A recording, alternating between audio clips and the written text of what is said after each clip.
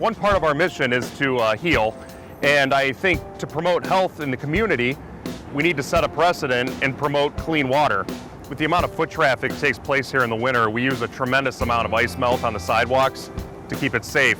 We were experiencing a lot of grass loss, so what we did was place bricks next to the sidewalk, the concrete sidewalk. It adds aesthetically to the sidewalk, but it also serves as a permeable surface for the salt water to run into and dissipate underneath the bricks. So we reduce the amount of impact it has on our green space.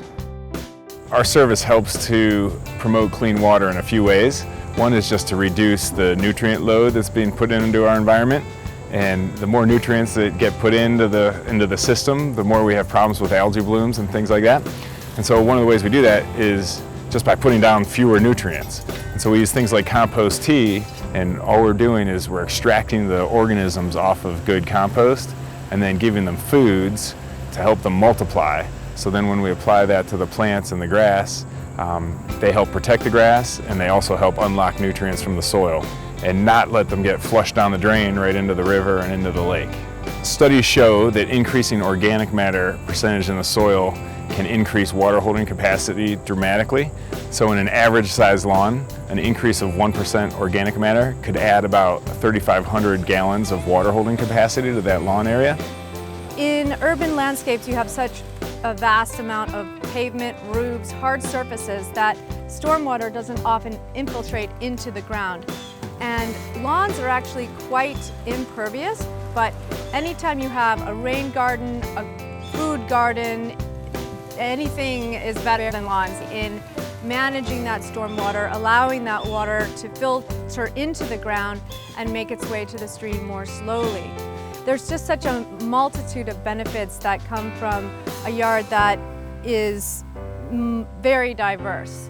And it doesn't have to happen overnight in one fell swoop. It can happen step by step, and every change is positive. So we try to emphasize that too, because it can be overwhelming. The permaculture that I do, the focus of it really is on how to bring those principles to a wide base in a dense neighborhood like Cleveland Heights or Cleveland, and create community through these practices. My neighbors stop to talk when they come by.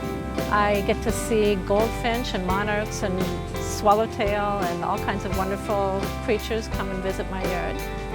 I get to eat from my yard. I get to disconnect my downspout and let water pour into it and not have to worry about watering it. I can produce a lot of energy. I can store a lot of energy. So if every yard was water retentive, if every yard was non-toxic, if every yard was non-pollutant and growing food, imagine that, 45+ million acres of that.